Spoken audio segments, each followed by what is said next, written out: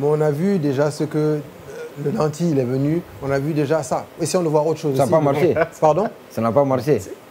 À vous de voir. Vous n'avez pas envie je veux que ça vienne de vous. Non, c'est pas que j'ai pas envie de m'exprimer dessus. Je veux que ça vienne de vous. Non, ce que moi je dis au fait, c'est que pour moi aujourd'hui, il y a toujours du bon et du mauvais dans certaines choses. Ouais. Le Nanti, l'avantage c'est quoi? C'est que peut-être que la solution qu'il a, c'est quand il y a un problème, il peut préfinancer le temps que l'État ou Et vous n'êtes pas capable de le faire?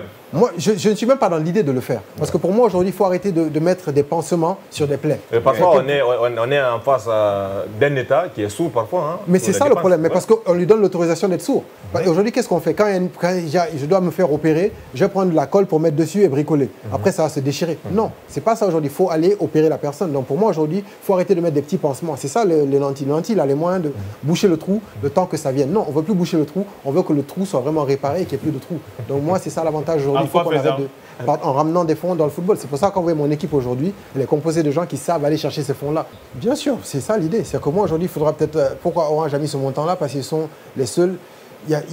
honnêtement, moi, ce que même Orange a fait, moi, ils ont donné de l'argent. Pour moi, honnêtement, ils ont donné de l'argent, ils n'ont pas sponsorisé. Ils ont donné de l'argent parce que je ne vois pas ce qu'ils vont gagner. On ne leur a pas montré ce qu'ils vont gagner en retour. Mais la discussion, elle est différente quand vous voyez qu'il y a du monde qui regarde, il y a la ferveur autour du football, il y a l'image. Et là, maintenant, Orange ne pourra plus venir donner des miettes, on ne va plus aller demander à Orange. C'est Orange qui va demander à nous sponsoriser. Là, c'est nous qui allons dans les sponsors. Mais si on fait des résultats... Ça dépend de la performance de l'équipe nationale. Hein. Par exemple, le Sénégal aujourd'hui, le Sénégal n'a pas besoin de courir derrière les sponsors. On tape à la porte. Mais la performance de l'équipe nationale vient d'où? C'est qu'aujourd'hui, quand on voit, comme on parlait de l'équipe nationale aujourd'hui, c'est quand même, il n'y a aucun joueur qui vient du championnat. Après, on va dire, le sélectionneur, on va dire tout ça. Mais jusque là où on est, le championnat n'a pas encore commencé.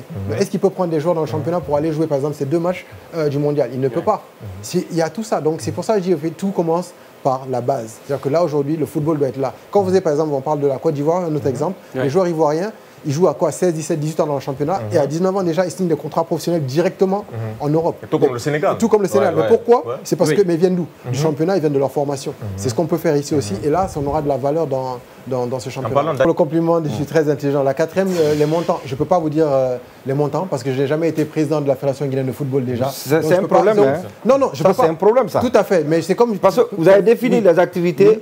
Les activités correspondent à des dépenses. Vous pouvez poser les questions à la 4. On va le laisser répondre sur le fil des idées, justement. C'est un problème. Mais comme je dis au fait, c'est comme... Je pense que vous n'avez jamais été responsable d'une société. C'est pour ça que vous pensez que c'est un problème. Sinon, en tant que président d'une société, vous donnez la directive et vous avez des gens avec lesquels vous travaillez qui vont se baser sur tous ces petits détails. Moi, il n'y a pas de prévision dans une société. Mais c'est ça, mais je reviens encore dessus. En tant que président de la société, vous mettez des gens qui sont basés, que leur travail, c'est d'aller chercher ces chiffres-là et de le faire.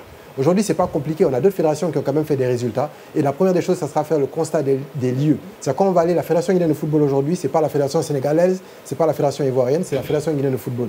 Donc je viendrai, on fera les constats des lieux. À partir de là, on pourra déterminer ce qu'il y a à faire. Pourquoi on sait qu'on est capable? Parce qu'on a vu d'autres fédérations qui sont très très rapidement développées en 4 ans. Direction technique nationale, il faut qu'on avance. Ça, c'est la 4e question. La 3e question, c'est la direction technique nationale. Leur place, aujourd'hui, quand...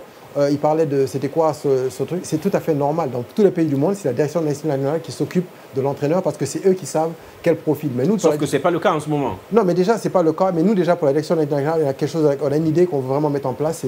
Pour parler du football féminin, pour lier les deux, pour revenir à ça, c'est que nous, on veut une DTN masculine et une DTN féminine. Ce qui n'a jamais existé, mais c'est là, vraiment, c'est ce qu'on veut faire.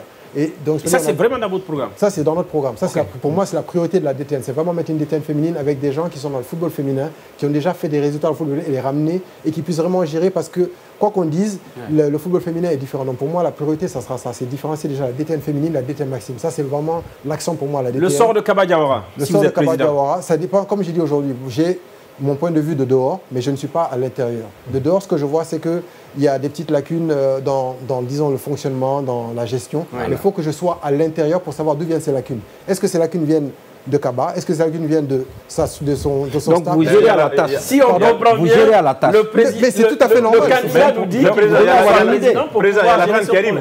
Vous allez partir avec Kaba. Mais ça, c'est très rapide. Moi, en une semaine, je pourrais savoir. Parce que dès que j'arrive, tout ce qui se passe, c'est on va me passer les lieux. Et la première des choses, c'est la passation des lieux. C'est de savoir ce qui se faisait. Si par exemple, Kaba demandait, je ne sais pas moi, $100 000 pour son voyage, pour pouvoir faire toutes ses études, pour ses analyses vidéo, un exemple, et qu'on lui donnait que $500 et que je le pénalise parce qu'il ne fait pas de l'analyse vidéo, c'est n'importe quoi. Je ne peux pas le juger sur ça.